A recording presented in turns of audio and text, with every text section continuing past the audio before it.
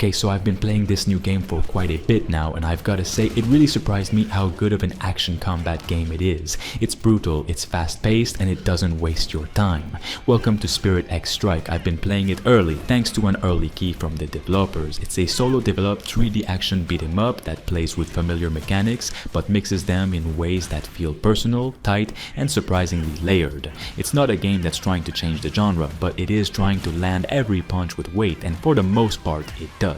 What you get is a game that's deliberate in how it handles action, and that respect for the moment-to-moment feel is what carries it. Combat is the heart of it, and while it's clearly inspired by classic action titles, somewhere between God Hand, Ninja Gaiden, and modern indie beat-em-ups, it has its own identity. 3 mechanics carry the weight: instant counters, spirit mimicry, and the super strike system. You've got to time your counter properly to open up an enemy, and when you do, it feels great, not just mechanically, but visually. It's not about button mashing, you're reading the enemy, picking your moment. The super strike is flashy but has to be earned. It's not just there to look cool, there's a cost, and pulling it off mid-fight feels more like relief than power.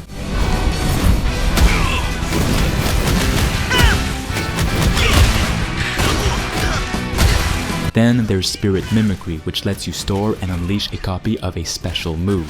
It's an interesting layer, especially in the heat of combat.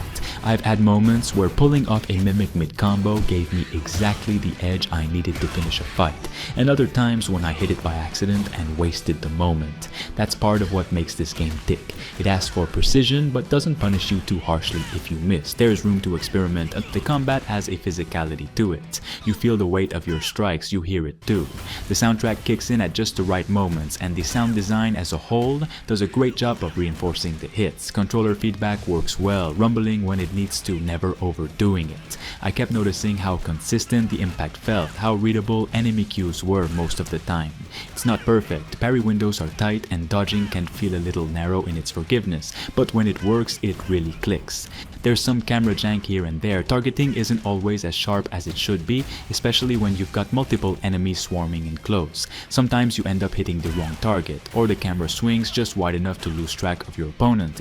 It's not game-breaking, but it does interrupt the flow. That's one of the main areas I'd like to see refined post-launch. I've read that it's already on the developer's radar, and that doesn't surprise me. This game already feels like something that's being actively shaped by player feedback. Visually, the game has a sharp anime-inspired look. It's not ultra detailed, but it's clean, clear, and energetic. Animations are punchy, especially when you chain a combo into a finisher. There's a certain flair in how the camera swoops in for a super move, or how enemies stagger when you land a hard hit. There's clearly thought put into every frame, even if the environments themselves aren't the most complex. That's fine though. The focus is clearly on clarity in combat, not scenery. Enemy design is solid. Most encounters feel handcrafted rather than thrown together.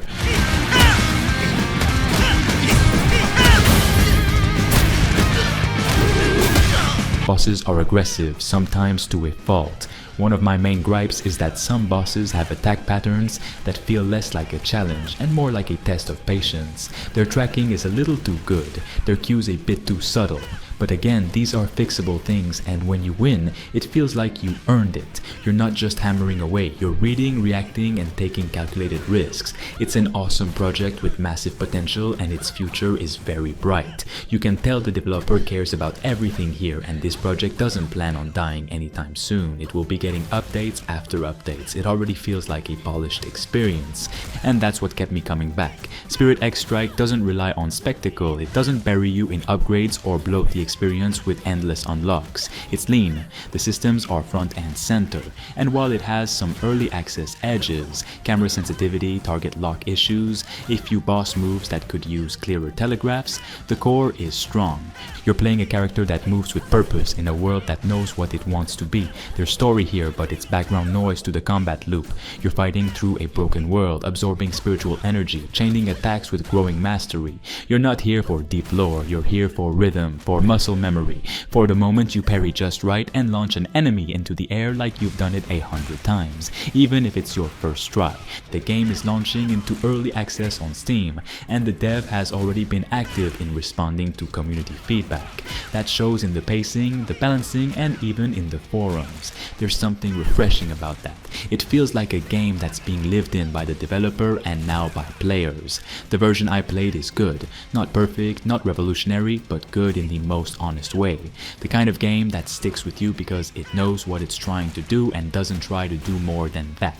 If you're looking for a clean, stylish, and challenging action experience with enough mechanical depth to keep you experimenting, Spirit X Strike is worth your time. It's not the game that screams at you. It doesn't need to, it lets the combat do the talking, and once it clicks, it doesn't let go. Let me know what you all think of this game, and of course, if you want more of it, make sure you like the video right now. For now, enjoy the gameplay.